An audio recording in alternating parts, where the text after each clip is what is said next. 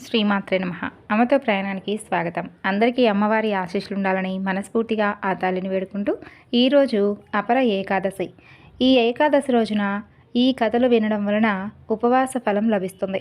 అలాగే శ్రీమన్నారాయణుల వారి యొక్క సంపూర్ణమైనటువంటి అనుగ్రహం లభిస్తుంది.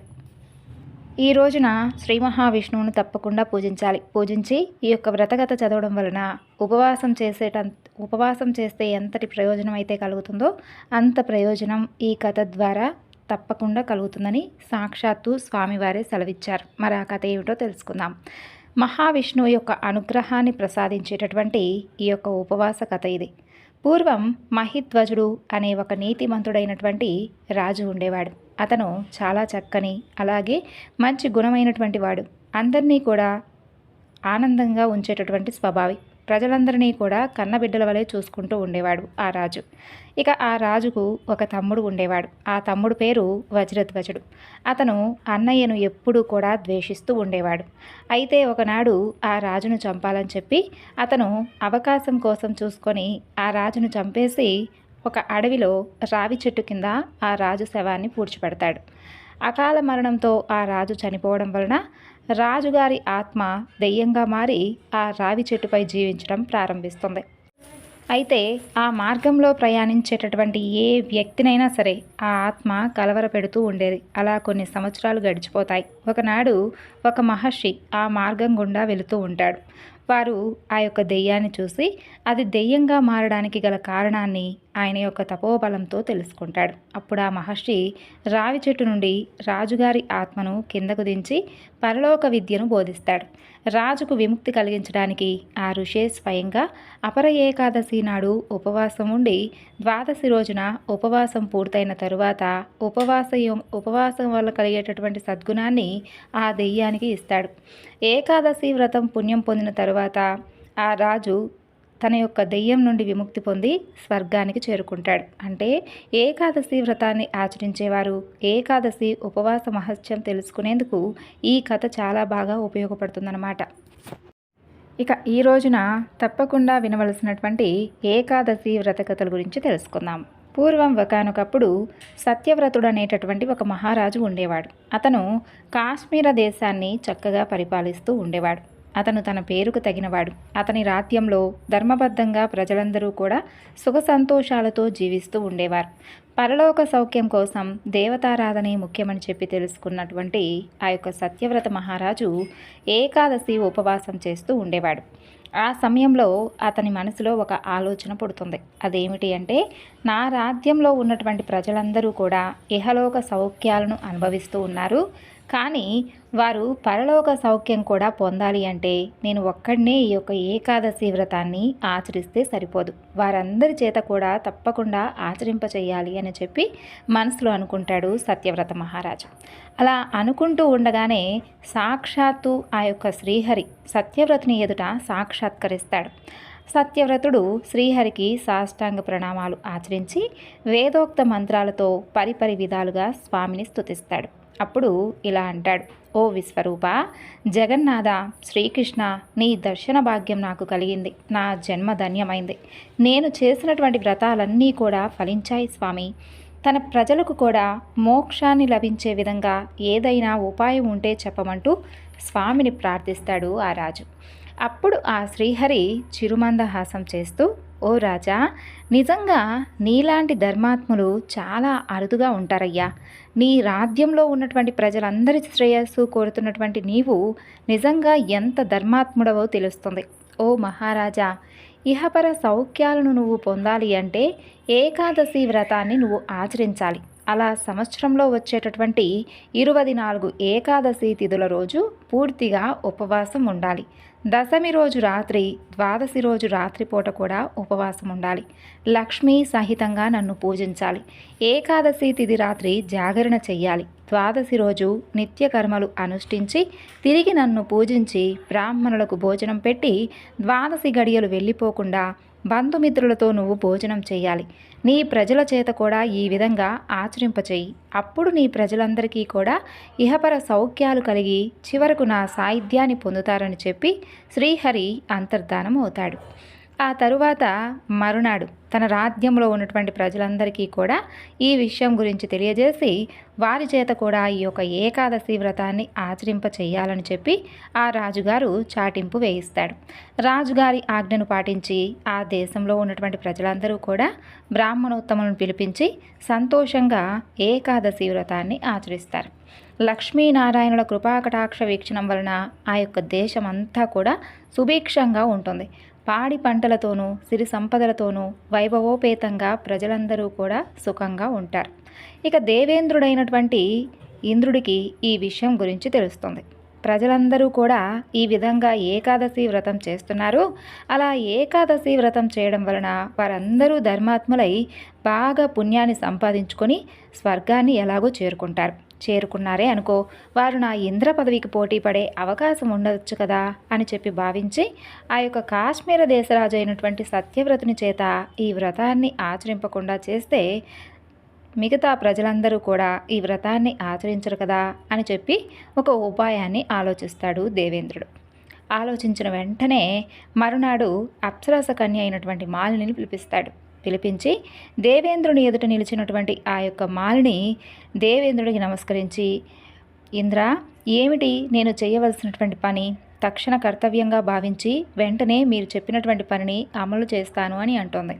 అప్పుడు దేవేంద్రుడు, ఓ మాలిని, నువ్వు ఉన్నపరంగా భూలోకానికి వెళ్ళి అడుగో, ఆ సత్యవ్రత మహారాజు ఉన్నాడు కదా, ఆ మహారాజుని ఎలాగైనా సరే నీ అందచందాలతో అతన్ని మోహింపచేసి అతన్ని ఈ ఏకాదశి వ్రతాన్ని ఆచరించకుండా చెయ్యాలి. అదే నువ్వు చేసేటటువంటి పని అని చెబుతాడు. ఇక తప్పకుండా చేస్తానని చెప్పి మాలిని అక్కడి నుండి వెళ్ళిపోతుంది.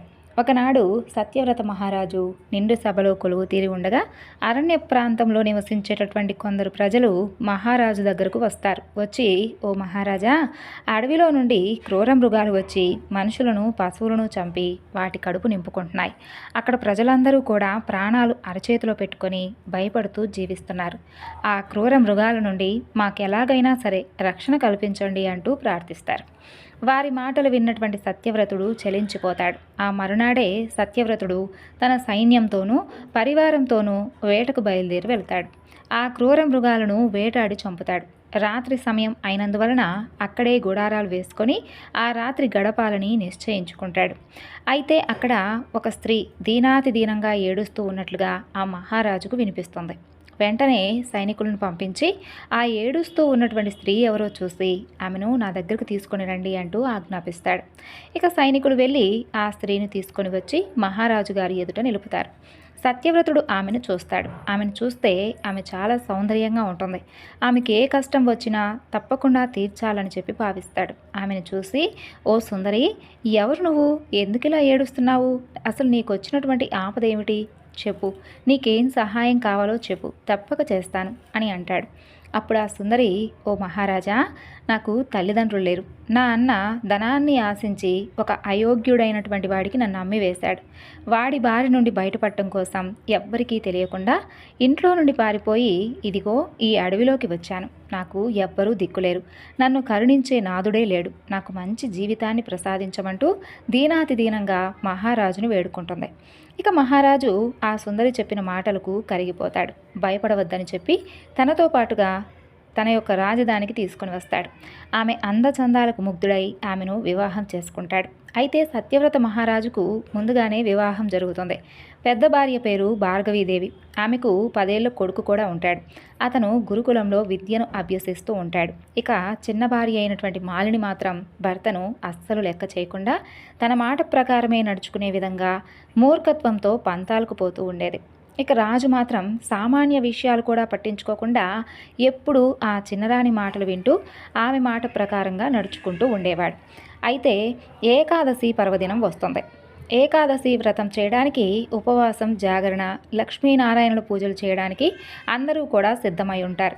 చిన్నరాణి అయినటువంటి మాలిని మాత్రం జన్మదినోత్సవం అని చెప్పి సత్యవ్రత మహారాజుకు కబురు పంపుతుంది. ఆ రోజు ఉత్సవం విందు భోజనాలతో వినోదంగా జరగాలట.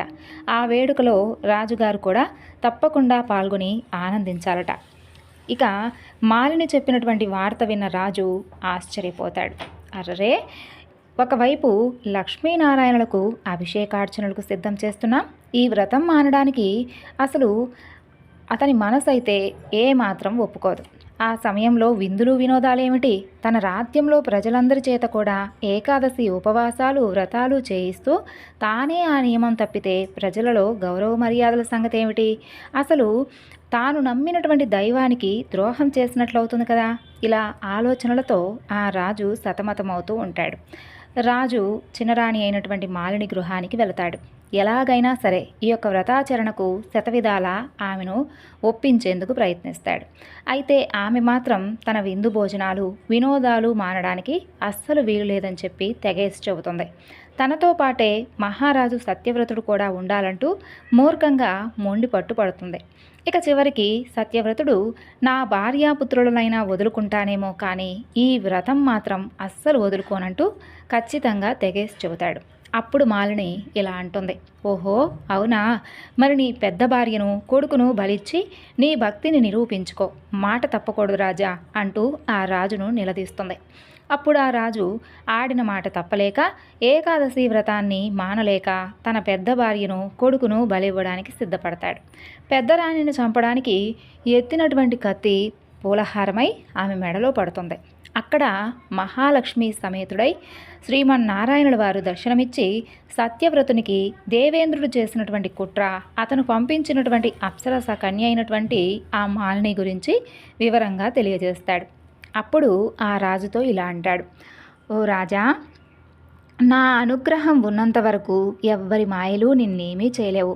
ఇకనైనా ఈ స్త్రీ మీద వ్యామోహం విడిచి నీ రాజ్యం నుండి దీన్ని ఇప్పుడే వెళ్ళగొట్టు.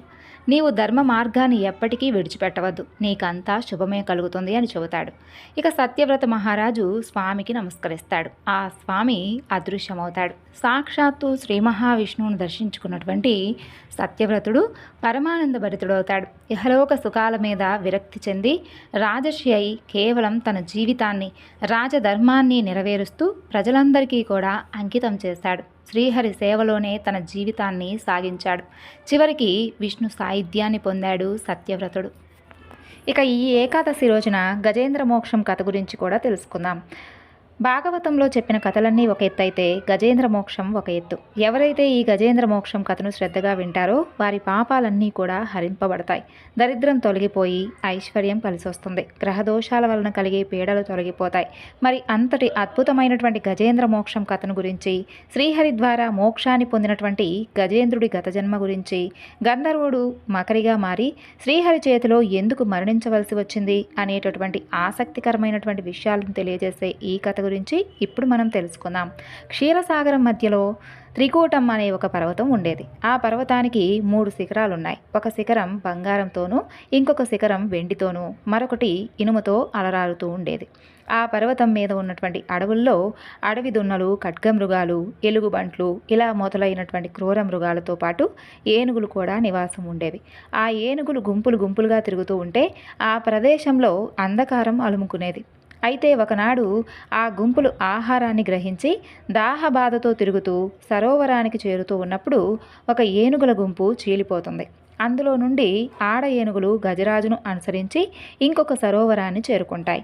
అలా ఏనుగులు చేరుకున్నటువంటి ఆ సరోవరం ఎలా ఉంటుంది అంటే పెద్దగా అతి విశాలంగా ఉంటుంది. ఆ సరోవరం నిండా కూడా వికసించినటువంటి కలువలు, తామరలు, ఇంకెన్నో జలచరాలు నివసిస్తూ ఉంటాయి ఆ యొక్క సరోవరంలో. ఆడ ఏనుగులు దాహార్తిని తీర్చుకొని జలక్రీడలు జరిపి బయటకు వచ్చిన తరువాత గజరాజు కూడా ఆ సరోవరంలోకి ప్రవేశించి నీళ్లు తాగి తొండం నిండా నీరు నింపుకొని గగన వీధికి చిమ్ముతూ చక్కగా ఆడుకుంటూ ఉంటాడు. అలా నీరు చిమ్మగా చేపలన్నీ వెళ్ళి మీనరాశిలోకి, ఎండ్రకాయలన్నీ కర్కాటక రాశిలోకి పడిపోతాయట. అలా ఆ గజరాజు జలక్రీడ జరుపుతూ ఉన్నటువంటి సమయంలో ఆ చెరువులో ఉన్నటువంటి ఒక ముసలి గజరాజు కాలును గట్టిగా పట్టుకుంటుంది. పట్టు విడిపించుకొని తొండంతో దెబ్బతీయాలని ఆ ఏనుగు చూస్తుంది. కానీ ఆ మకరిని మాత్రం వదిలించుకోవడం కరికి సాధ్యపడలేదు. అలా చాలాసేపు మకరితో పోరాటంతో గజరాజు బలం సన్నగిలిపోతుంది. జలమే తన యొక్క నివాస స్థానం అవడం వలన మకరి బలం అంతకంతకు పెరుగుతూ ఉండడంతో గజరాజును నీరసం ఆవహిస్తుంది. ఇక మొసలితో పోరు సాగించలేక దీనావస్థలో పడినటువంటి ఆ గజరాజు మకరిని గెలవడం తన వల్ల కాదని నిశ్చయించుకొని తనను రక్షించమంటూ సర్వేశ్వరుడైనటువంటి ఆ నారాయణుణ్ణి వేడుకుంటుంది. నీవు తప్ప నన్ను రక్షించేవారు మరెవ్వరూ లేరు. నా తప్పులన్నీ మన్నించి నన్ను ఎలాగైనా కాపాడమంటూ శరణు వేడాడు ఆ గజరాజు. ఇక వైకుంఠం నుండి పరమాత్మ తనను తాను కూడా మరిచిపోయి రావాలని చెప్పి ప్రార్థించాడు. ఆ సమయంలో శ్రీ మహావిష్ణువు ఏం చేస్తాడంటే వైకుంఠపురంలో లక్ష్మీదేవితో కలిసి సరదాగా కబుర్లు చెబుతూ ఉంటాడు. త్రికూట పర్వతంలో ఏనుగు చేసినటువంటి ఆర్తితో గీంకారం వినిపిస్తుంది స్వామివారికి. ఆపదలో ఉన్న ఆ ఏనుగు తనను రక్షించమంటూ కోరుతుందని తెలుసుకున్నటువంటి శ్రీ మహావిష్ణువు ఒక్కసారిగా అక్కడి నుండి కదిలాడు. ఆ సమయంలో లక్ష్మీదేవి చీరకొంగు ఆయన చేతిలో ఉండిపోతుంది. ఆ విషయం ఆమె చెబుతూ ఉన్నా కూడా స్వామివారు పట్టించుకోకుండా విష్ణుమూర్తి అలా వడివడిగా వెళుతూ ఉంటాడు. తమను ధరించవలసిందిగా శంకుచక్రాలు ముందుకొచ్చినా ఆయన వాటిని కూడా పట్టించుకోలేదు. ఇక శ్రీహరి ఎక్కడికి బయలుదేరినా క్షణాలలో సిద్ధమయ్యేటటువంటి గరుత్మంతుడు కూడా స్వామి ముందుకు వచ్చి ఆగాడు. గరుడ వాహనం వైపు కూడా చూడకుండా స్వామివారు పరుగు పరుగున వెళుతూ ఉంటాడు. అలా స్వామి చేతిలో తన చీర కొంగు ఉండడంతో ఆయనతో పాటుగా లక్ష్మీదేవి కూడా పరుగులాంటి నడకతో ఆయన్ను అనుసరించి వెళుతుంది. ఆయన భక్తుడెవరో ఆపదలో ఉండి ఉండవచ్చులే అని చెప్పి అమ్మవారు అనుకుంటుంది. అందువల్లే ఆయన అంత తొందరపడుతున్నాడనేటటువంటి విషయం అమ్మవారికి బాగా అర్థమవుతుంది. శంఖచక్రాలు రెండు ముఖముఖాలు చూసుకుంటాయి. ఎప్పుడు ఎక్కడికి వెళుతున్నా తమను ధరించే బయలుదేరేటటువంటి స్వామివారు అప్పుడు మాత్రం తమ వైపు చూడకుండా వెళ్ళిపోతుండడం వాళ్లకు ఆశ్చర్యాన్ని కలిగిస్తుంది.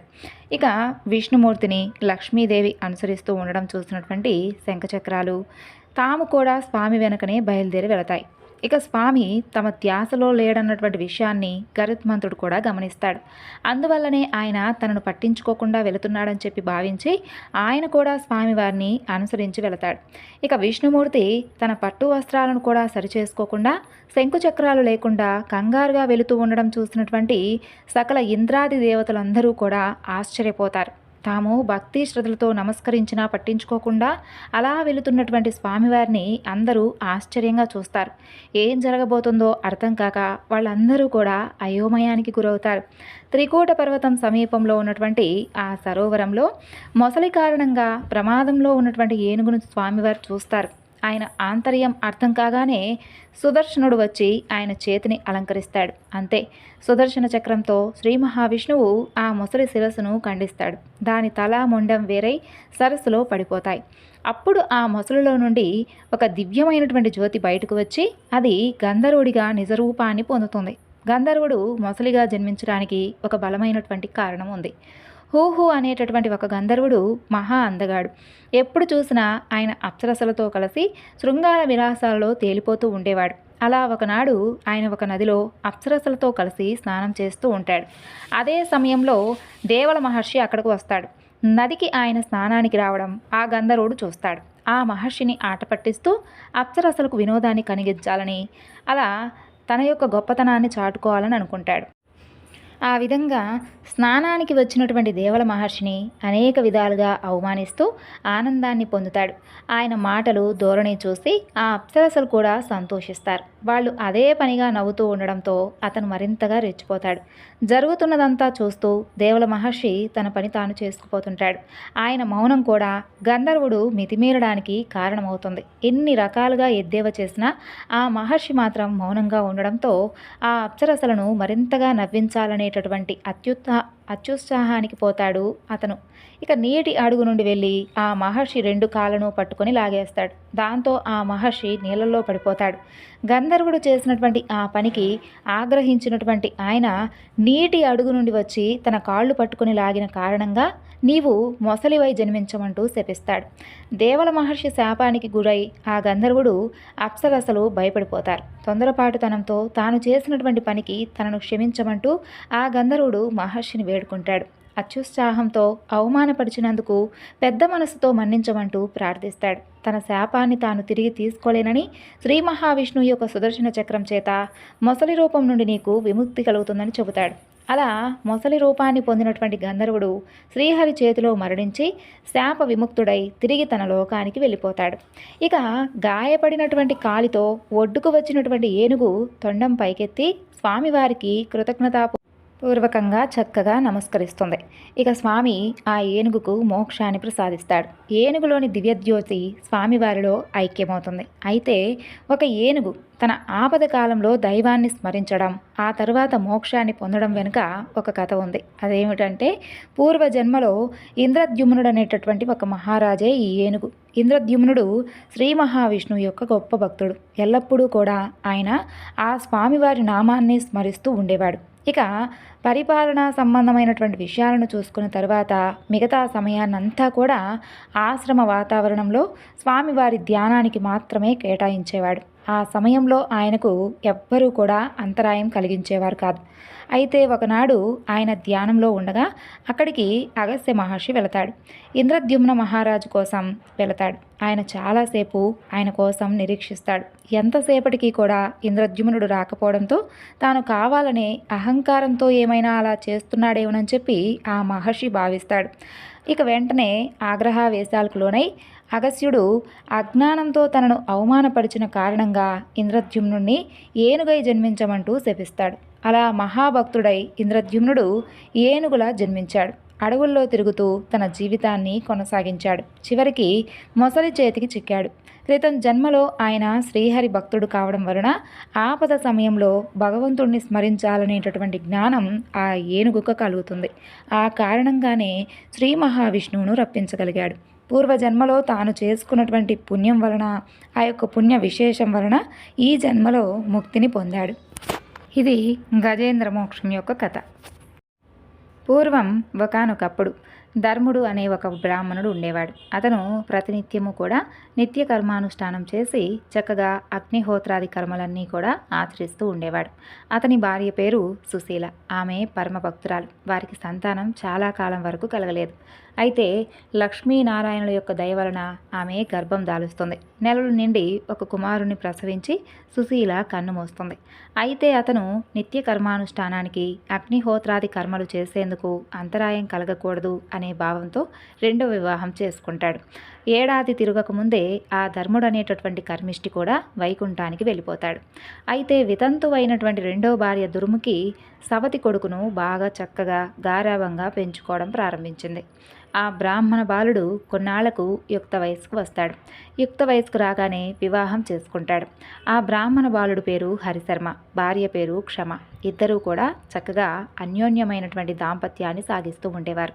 అయితే పెళ్ళైన కొత్తల్లోనే ఏ సుఖాలు పొందకుండానే దుర్ముఖి భర్త మరణించడంతో ఈ సవతి కొడుకు హరిశర్మ అతని భార్య క్షమ సుఖంగా ఉండడం చూసి సవతి తల్లి అస్సలు ఓర్వలేకపోయేది.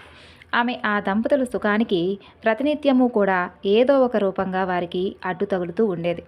పాపం సవతి అత్తగారి పోరు పడలేక ఆ క్షమ ఇక భరించలేక ఆత్మహత్యకు సిద్ధపడి ఒక రాత్రి వేళ నదీ తీరానికి చేరుకుంటుంది. అయితే ఆమె నదీ తీరానికి చేరుకోగానే అక్కడ ఆమెకు కొందరు దివ్య స్త్రీలు తమ భర్తలతో విహారానికి రావడం కనిపిస్తారు. ఆ దివ్య స్త్రీలు క్షమ పరిస్థితిని చూసి ఆమెను దగ్గరకు పిలిచి ఆమెను ప్రశ్నిస్తారు.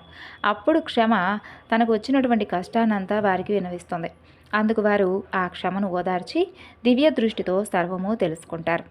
నువ్వు గతంలో లక్ష్మీనారాయణుల యొక్క వ్రతం చేపట్టి దానిని ఉల్లంఘించినందువల్ల ఈ జన్మలో భర్త అనురాగానికి దూరమయ్యావు. పూర్వీకులు నీకు ఎంతో చక్కగా సంపాదించి పెట్టినటువంటి గొప్ప సిరి సంపదలు ఉన్నప్పటికీ కూడా ఈ జన్మలో దరిద్రురాలిగా ఇలా బాధపడుతూనే ఉన్నావు. వెంటనే నువ్వు ఇంటికి వెళ్ళి ఆ వ్రతం విధి విధానంగా చేస్తే కనుక నీకున్నటువంటి కష్టమంతా కూడా తొలగిపోతుంది అని చెబుతారు. అప్పుడు క్షమ వారు చెప్పిందంతా కూడా నిజమేనని తెలుసుకొని తిరిగి ఇంటికి వచ్చి ఏకాదశి రోజు ఉపవాసం ఉండి ఆ రోజు రాత్రి జాగరణ చేసి ద్వాదశి రోజు లక్ష్మీనారాయణులను భక్తితో పూజిస్తుంది. ఒక బ్రాహ్మణ దంపతులకు భోజనం పెడుతుంది. ద్వాదశి గడియలు దాటకుండా తాను భుజిస్తుంది. ఆ విధంగా ఒక ఏకాదశి వ్రతం చేయగానే సవతి అత్తగారు తన మనసును మార్చుకొని ఇలా అనుకుంటుంది, అయ్యయ్యో నాకు లేనటువంటి సుఖం నా పాటి ఆడపిల్లకైనా కలిగింది కదా అని ఆలోచించుకొని అప్పటి నుండి కోడలను ఎంతో ఆదరంగా చూడటం మొదలుపెడుతుంది. ఇక భర్త కూడా ఆమె పట్ల అత్యధికమైనటువంటి అనురాగంతో ఉండేవాడు. ఆ విధంగా ఆ దివ్య స్త్రీ పురుషులు ఎవరో కాదు, సాక్షాత్తు లక్ష్మీనారాయణులే అని చెప్పి తెలుసుకొని క్షమ 24 ఏకాదశి తిథుల రోజు అంటే ఒక సంవత్సర కాలం పాటు లక్ష్మీనారాయణులను సేవిస్తూ ఏకాదశి తిథి రోజు ఉపవాసం జాగరణ చేస్తూ ద్వాదశి రోజు ఒక దంపతులకు భోజనం పెట్టి ద్వాదశి గడియలు వెళ్లకుండా తాను కూడా భుజించేది. ఈ విధంగా సంవత్సర కాలం పాటు చేసి ఆఖరణ ఉద్యాపన చేసుకుంది. అటు అత్తగారి ఆదరం, భర్త అనురాగము రోజు రోజుకి పెరగసాగాయి. ఒక ఉత్తమోత్తముడైనటువంటి బిడ్డకు కూడా తల్లి అవుతుంది. ఇక ఆ దంపతులు చక్కగా ఆ బిడ్డతో కూడి స్థిర సంపదలతో సుఖంగా జీవిస్తూ బ్రతికి ఉన్నంతకాలం లక్ష్మీనారాయణుల యొక్క సేవలో గడిపి చివరికి విష్ణు సాహిత్యాన్ని పొందారు. ఈ విధంగా ఏకాదశి వ్రతాన్ని ఆచరించడం వలన, స్వామివారి కథలను వినడం వలన, స్వామి నామస్మరణ చేయడం వలన స్వామి అనుగ్రహానికి పాత్రులవుతారు. మనందరిపై కూడా లక్ష్మీనారాయణుల యొక్క అనుగ్రహం ఎప్పుడూ ఉండాలని మనస్ఫూర్తిగా ఆ స్వామిని వేడుకుంటూ ఈరోజు ఈ వివరణను ఇంతటితో ముగిస్తున్నాను. మరొక చక్కని వివరణతో మరలా కలుసుకుందాం. అంతవరకు నమస్కారం. సర్వం శ్రీ లలితార్పణమస్తు. స్వస్తి.